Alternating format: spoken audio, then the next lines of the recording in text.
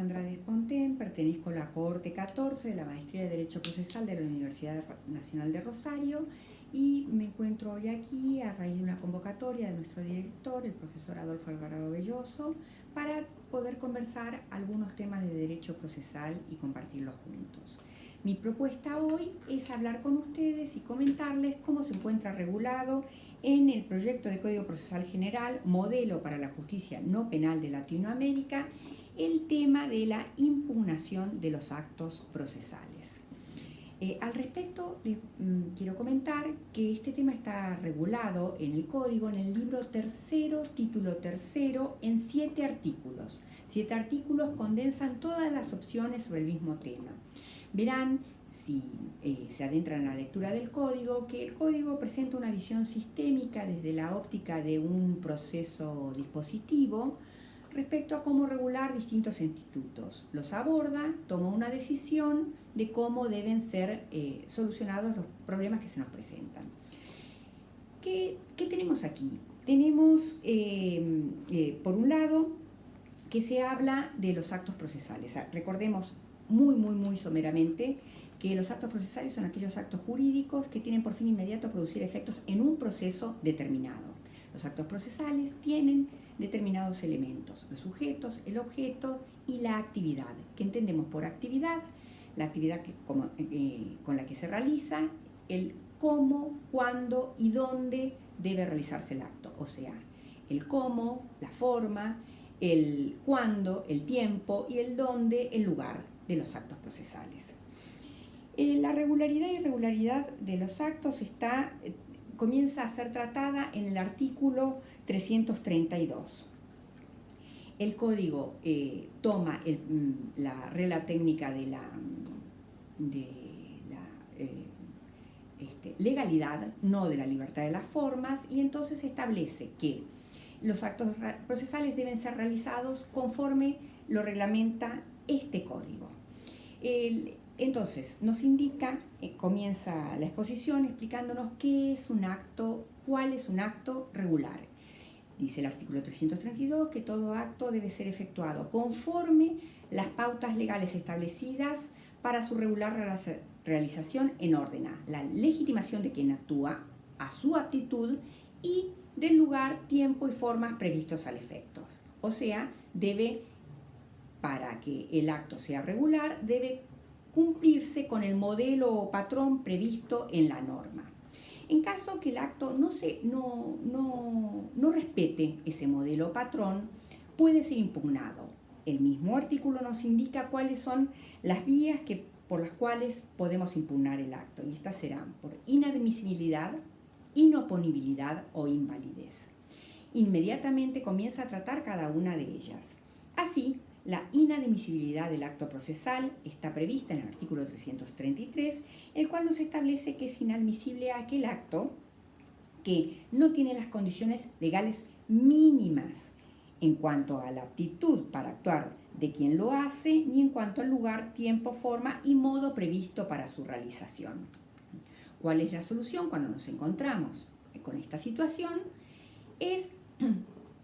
Está prevista en la misma norma y establece que el juez debe declararlo de oficio inadmisible y por tanto, ¿qué hace? Lo deniega. Esto lo encontramos en innumerable cantidad de veces, es un acto que si bien es irregular, no justifica la declaración de nulidad, porque no reúne las condiciones mínimas. Ejemplo, cuando presentamos o contestamos un traslado fuera del plazo o presentamos un recurso extemporáneamente. Hemos incumplido con el requisito del tiempo y sin más el juez nos va a decir no al lugar. Distinto es el segundo supuesto que habla de la inoponibilidad. La inoponibilidad está tratada en el artículo 334.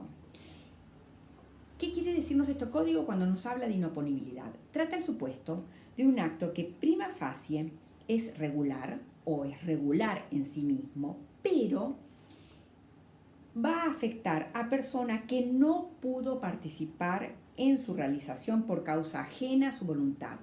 Importante que subrayemos esta cuestión. Él no ha participado en la realización por causa ajena a su voluntad. y que por lo tanto no pudo legalmente controlarlo. En tal caso, ya no de oficio, sino a petición de parte, este interesado a quien se le quiere oponer el acto, el juez debe declararlo inoponible. Ejemplo, el ejemplo es el de la prueba trasladada, que va a ser motivo de otra pequeña charla, otro pequeño encuentro con nosotros. El caso que yo produzco prueba en un proceso y luego quiero utilizarlo en otro proceso posterior. Puede haber ocurrido que no todos los que eran parte en ese proceso primigenio sean parte ahora en este segundo proceso. Por ende, quien se ve afectado y que no pudo participar por causa ajena a su voluntad, porque no era parte allí, entonces podrá pedir la declaración de inoponibilidad. Pasadas estas dos situaciones, pasa a regular la invalidez del acto procesal. Nos centramos entonces en el gran tema de que lo conocemos o lo estudiamos como la nulidad. Cuando un acto procesal es inválido, nos dice el artículo 335 que es inválido cuando tiene un vicio sustancial que afecta su eficacia. No solo en ese supuesto, sino cuando tiene un vicio que afecta el derecho constitucional de defensa de alguna de las partes en juicio. En tal caso, el acto no es nulo, sino que es susceptible de ser declarada la nulidad a petición de parte interesada. En el artículo siguiente subraya las características que tiene la nulidad procesal para el autor y para el código que estamos tratando. ¿Cuáles son? Las nulidades procesales son siempre relativas, por ende, insiste y explica que le es ajeno a este código todo el desarrollo privatista de la nulidad absoluta y de la noción de inexistencia procesal. Al ser relativa, ocurre que la cosa juzgada purgará incluso toda nulidad, incluso las que son de orden público. Esta es una toma de posición. Sabemos que muchos autores traspolan los estudios que hay sobre nulidad civil a la nulidad procesal, pero aquí el código marca un límite y establece que las nulidades son siempre relativas. ¿Qué es lo único que queda fuera? Queda fuera el proceso fraudulento. Cuando este existiera, podrá ser cuestionado por la acción autónoma de nulidad por proceso fraudulento, que quiero contarles, nuestro Código Civil y Comercial nuevo del año 2015, que entró en vigencia el 1 de agosto del 2015, establece para este supuesto de la acción autónoma de nulidad por proceso fraudulento una prescripción brevísima, a mi criterio demasiado breve, de 1 año a partir de que yo estoy en conocimiento de esa sentencia para peticionar, a partir de que se ha dictado la sentencia, para peticionar la nulidad. Trascartón indica cuáles son los medios que tengo para lograr la declaración de nulidad. Y aquí recordemos, el código sigue lo que la doctrina ya ha dicho, dependerá de quién proviene el acto para saber por qué medio lo ataco. Si el acto es de la parte, los medios que tengo son acción, excepción o incidente. Si el acto es de terceros, únicamente, que no sean el juez, únicamente los puedo atacar por vía de incidente. Ahora, cuando yo lo que quiero atacar es un acto procesal del juez, o sea, una resolución judicial del juez o el árbitro, puesto que terceros, el código regula, tiene por autoridad a los dos, el juez y el árbitro, el medio que tengo es el del recurso. Esto es interesante que lo repasemos y que lo reveamos. Cuándo prosperará por vía de demanda principal, cuándo será por demanda incidental y cuándo es por recursos. ¿Cómo logro la declaración de nulidad de un acto? Y nos tenemos que apurar porque el tema, la idea es que estos pequeños videos sean verdaderamente cortitos.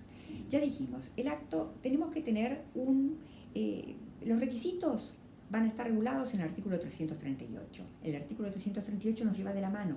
Es el último artículo sobre este tema, de este tema que estamos desarrollando, y nos establece los requisitos positivos que deben darse para conseguir la declaración de nulidad de un acto y los requisitos negativos, o sea, aquellos que no deben estar presentes para que podamos llegar precisamente a conseguir invalidar este acto. Tenemos un acto irregular, o sea, aquel que no se conforma con el modelo patrón, es en definitiva un desajuste entre la forma determinada por la ley y la forma utilizada en la vida. Debe haber petición de parte argumentando o peticionando la nulidad de ese acto irregular, pero esto no es suficiente. Además, establece el código, debe darse el requisito de la especificidad. Es un requisito positivo y este establece que no existe nulidad sin texto, como lo decía la doctrina francesa, pas de nullité sans texte. La nulidad debe estar específicamente prevista en la norma, y así lo hace el código a lo largo del devenir de las normas. Establece innumerable cantidad de veces en que la sanción por no realizar el acto de determinada manera es de nulidad. Pero puede ocurrir que el código no tenga prevista la sanción de nulidad en todas las situaciones. Por ende, el mismo inciso del artículo 38 que estamos tratando establece que, sin embargo, la omisión de un elemento sustancial para la validez del acto o para asegurar un adecuado derecho de defensa del interesado permite también la declaración de nulidad aún a falta de sanción expresa. Entonces, este requisito de la especificidad se complementa con la nulidad virtual y el finalismo. Lo real es que donde hay indefensión, como nos decía Alsina, hay nulidad. Y si no hay indefensión, mal puede haber nulidad. ¿Estos requisitos positivos son los únicos? No. Uno más, el de trascendencia. ¿Qué quiere decir? El vicio, el daño, el vicio que hay debe ser trascendente. Así nos lo decía también la doctrina francesa, pas de nullité sans grief. ¿Qué quiere decir?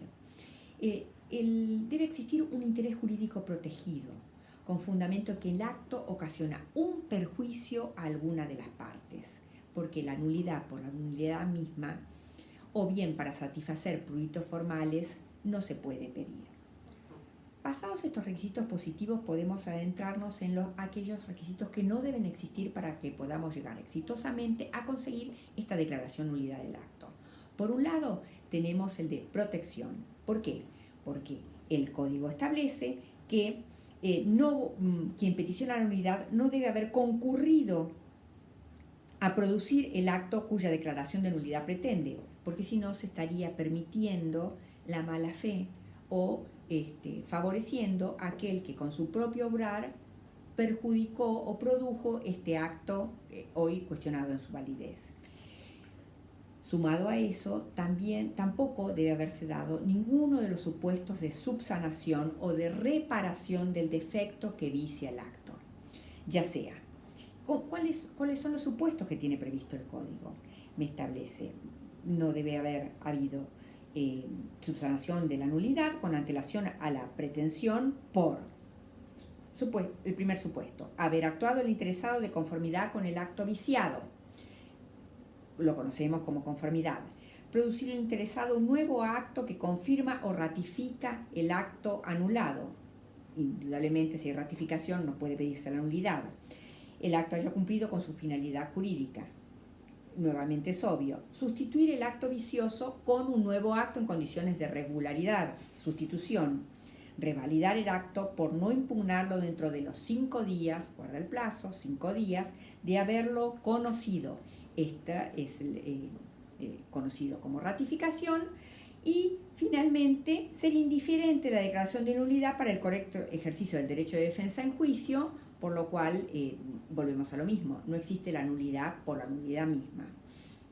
Lo último que debemos tener en cuenta, y con esto se cierra el título que estamos tratando, es que en caso de duda, el juez siempre estará por la conservación del acto. Vale decir, el último requisito negativo es el de conservación. Recordemos que las nulidades son de interpretación restrictiva. Los insto a leer el código y a tenerlo en cuenta para futuras reformas de sus lugares de origen. Los saludo desde Posadas Misiones y espero encontrarnos o vernos en breve.